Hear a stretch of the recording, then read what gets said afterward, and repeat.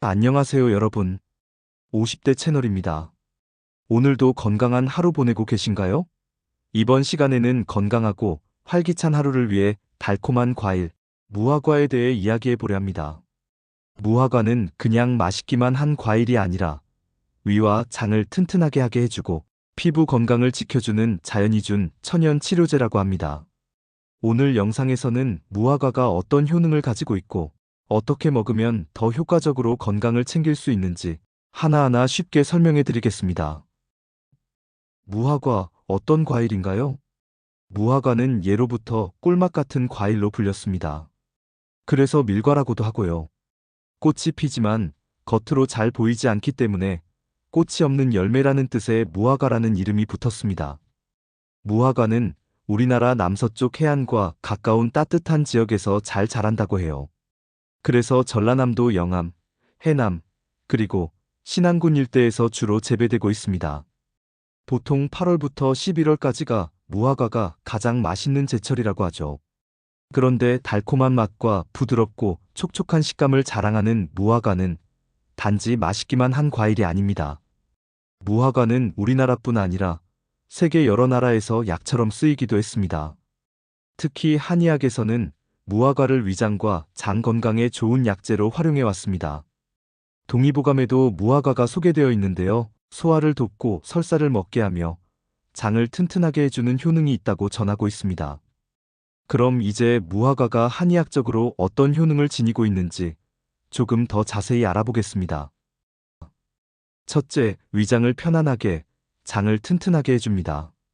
이 영상을 시청하시는 분들 중에 혹시 요즘 밥맛이 없네 또는 소화가 잘 안 돼 하시는 분들 계신가요? 또 변비나 장염, 치질처럼 장 건강과 관련된 다양한 문제로 어려움을 겪는 분들도 계십니다. 이런 증상들은 일상 속에서 크고 작은 불편함으로 이어지기 마련이지요. 무화과는 이런 분들께 참 좋은 과일입니다. 성질이 약간 서늘한 무화과는 속이 더부룩하거나 비위가 약해 자주 설사하시는 분들께도 무리가 없습니다. 특히 장 운동을 도와줘서 변비와 치질 그리고 장염 예방과 회복에 효과적이에요. 설사가 멋지않고 오래 지속되는 경우에는 말린 무화과 5개에서 6개를 타려서 따뜻하게 마셔보세요. 속이 편안해지고 장도 차츰 안정을 찾게 됩니다. 또 무화과에 꿀을 넣고 조청처럼 졸여서 하루 한 숟갈씩 드시면 입맛을 되찾는 데도 좋고 변비 해소에도 많은 도움이 됩니다. 둘째, 무화과는 목 건강과 피부 질환에도 효과가 있습니다. 예로부터 무화과는 몸에 열을 식혀주고 염증이나 종기를 가라앉히며 독소 배출에 도움이 되는 과일로 여겨져 왔습니다. 특히 목이 자주 쉬거나 따끔하게 아픈 분들, 혹은 가래가 많고 기침이 오래가는 분들께도 도움이 된다고 전해집니다. 이럴 땐 무화과를 달여서 따뜻하게 마셔보시는 것도 좋습니다. 뜨끈한 물에 무화과의 좋은 성분이 스며들어 목의 열을 가라앉히고 염증을 진정시키는 데 도움이 될 수 있습니다.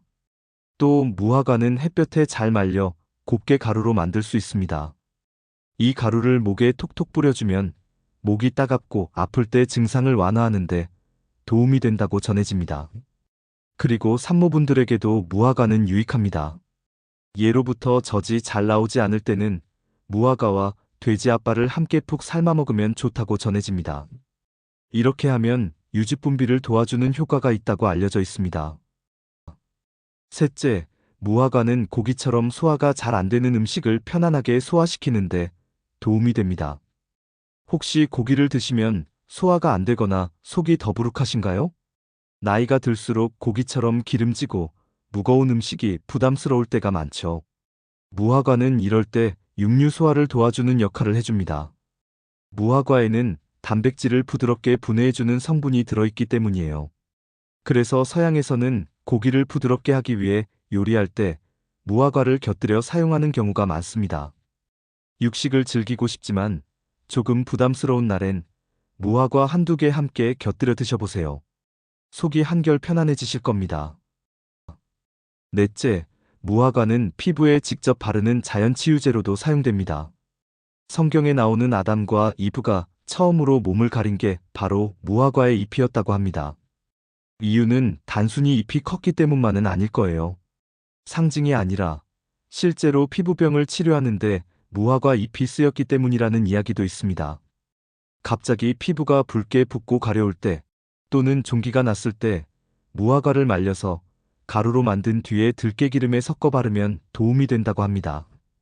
또 줄기나 잎에서 나오는 흰즙은 사마귀, 무좀, 치질 같은 피부 질환에 바르면 낫는다고 알려져 있어요. 단, 건강한 피부에 바르면 자극이 될 수 있으니 꼭 조심하셔야 해요. 다섯째, 무화과 잎을 활용한 목욕법도 있습니다. 무화과는 그냥 먹는 것만이 아니라 잎도 유용하게 쓸 수 있습니다. 무화과 잎을 잘게 썰어 그늘에서 말린 뒤 푹 삶아낸 물에 발을 담그거나 전신욕으로 활용해 보세요. 달여낸 물로 목욕을 하거나 발을 담그면 무좀 완화에 도움이 되고 붓거나 아픈 치질 증상에 효과가 있는 것으로 알려져 있습니다. 또한 신경통, 요통, 냉증 등으로 고생하시는 분들께도 도움이 된다고 전해집니다. 게다가 피부 미용에도 효과가 있어 예민한 피부를 진정시켜주는데 사용하면 좋다고 합니다. 피부가 예민해서 고민이신 분들이라면 피부를 부드럽게 진정시켜줄 수 있는 방법으로 한번 활용해 보시길 권해드립니다. 이처럼 무화과는 먹어도 좋고 몸에 바르기만 해도 도움이 되는 자연이 준 귀한 선물이라고 할 수 있습니다. 다만 무화과는 익을수록 잘 무르고 상하기 쉬운 과일이에요. 그래서 생과로 구입하셨다면 되도록 빨리 드시는 게 좋습니다. 냉장 보관할 경우에는 신문지나 종이에 하나씩 싸서 넣어두면 무르지 않고 조금 더 오래 보관할 수 있어요. 그래도 3, 4일 안에는 드시는 게 가장 좋습니다. 물론 다양한 채소와 함께 무화과를 샐러드로 만들어 보셔도 좋아요. 달콤한 풍미가 더해져 평범한 샐러드가 훨씬 더 특별하게 느껴지실 겁니다. 참고로 무화과는 원래 껍질째 드셔도 되는 과일입니다. 하지만 껍질이 살짝 꺼끌거려서 불편하게 느껴지신다면 껍질을 벗겨서 드셔도 괜찮아요.